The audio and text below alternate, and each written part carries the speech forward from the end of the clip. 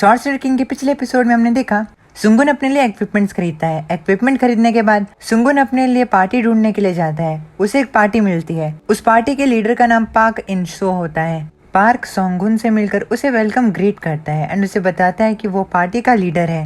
सुंगुन park को देखकर समझ जाता है कि वो एक टैंक है और एक टैंक का काम होता है अपने एलाइज को बचाना और उन्हें एनिमीज से डिफेंड करना। ज्यादातर पार्टी का लीडर एक टैंक होता है और ये चीज एक अच्छे रीजन के लिए ही होती है। सुंगुन पार्क से मिलकर हैंडशेक करता है एंड उसे कहता है कि तुमसे मिलकर अच्छा लगा। अब पार्क सुंगुन को उसके दूसरे टीममेट से मिलवाता है।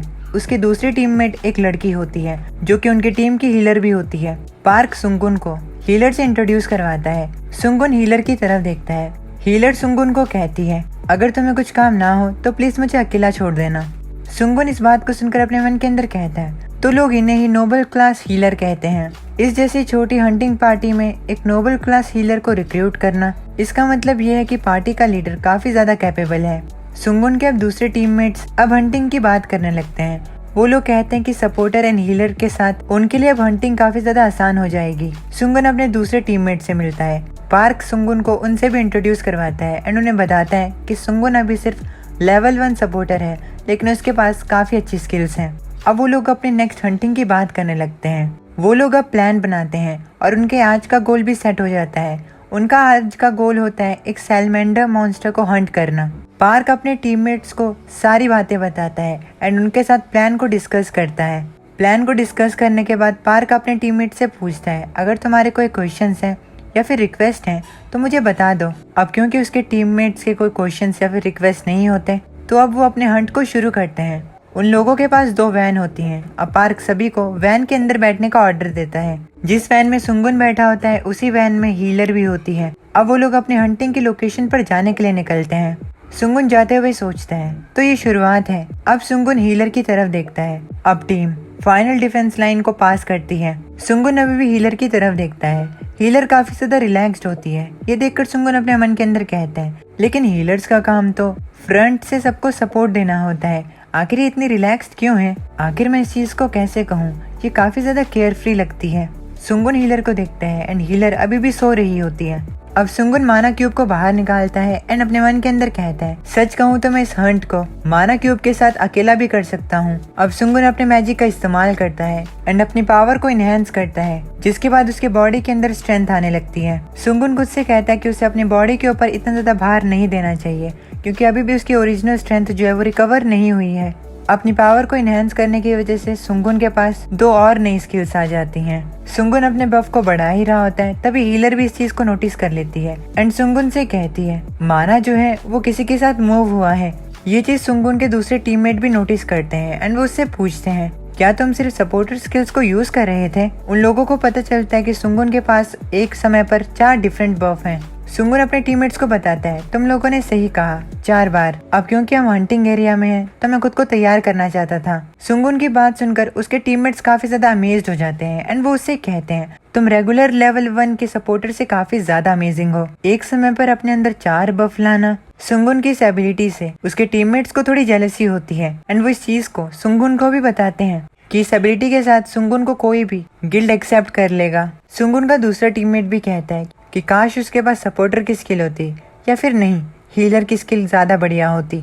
हीलर भी सुंगुन को इम्प्रेसिव कहती है। सुंगुन अपने टीममेट की बात सुनकर अपने मन के अंदर कहता है ये लोग बिल्कुल सही कह रहे हैं। ऐसा इसीलिए है क्योंकि जो डैमेज डीलर्स होते हैं उन्हें उतनी अच्छी तरीके से ट्रीट नहीं किया जाता और जो सपोर्टर्स होते हैं उन्हें डैमेज डीलर से ज्यादा अच्छे तरीके से ट्रीट किया जाता है। सुंगुन के दूसरे टीममेट डैमेज डीलर्स होते हैं। सुंगुन बात करता है कि हालांकि सपोर्टर्स जो होते हैं वो हीलर्स की तरह इतने इंपॉर्टेंट तो नहीं होते लेकिन हंट पर अगर सपोर्टर्स साथ दे रहे हो तो पार्टी को काफी ज्यादा आसानी होती है। अब सुंगुन अपने दूसरे टीममेट से कहता है मैं तुम लोगों को भी अभी बफ करता हूँ। अब सुंगुन अपने मैजिक का इस्तेमाल करके अपने टीममेट के भी power, strength, speed, dexterity, endurance, stamina और माना इन सभी को इंक्रीज कर देता है। सुंगुन के ये करने के बाद ही उसके टीममेट्स को पहले से ज्यादा स्ट्रॉन्गर फील होने लगता है।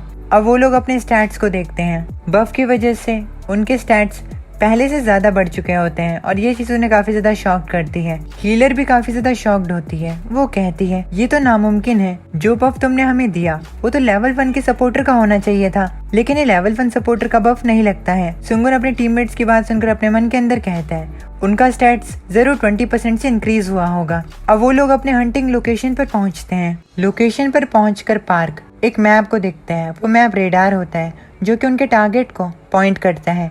अब सभी लोग गाड़ी से नीचे उतरते हैं। नीचे उतरकर सुंगुन खुद से कहता है यह अवेकनिंग के बाद मेरी पहली हंट होने वाली है। अब उनका लीडर उन सभी को बताता है 1 किलोमीटर की रेडियस के अंदर एक बहुत बड़ा मॉन्स्टर है और वही हमारा टारगेट है। जैसा कि मैंने तुम्हें प्लान में बताया था, हम सेंट को बेट करने के लिए इस्तेमाल करेंगे और उस सिलेंडर को बाहर बुलाएंगे और तब उससे फाइट करेंगे। हालांकि जो हीलर और सपोर्टर हैं वो बैटल के पार्ट नहीं है, लेकिन उसके बावजूद भी इस चीज का ध्यान रखना कि तुम उससे दूरी बनाए रखो। मुसीबत के समय पर मुझ पर भरोसा रखना, मैं तुम लोगों को कवर करूंगा। और अगर बात आती है डैमेज डीलर की तो तुम लोग भी अपने अटैक को तैयार करो, तब तक मैं उसका ध्यान अपनी तरफ भटकाता हूँ। डैमेज डीलर्स अपने लीडर से कहते हैं इस चीज को आप हम पर छोड़ दीजिए।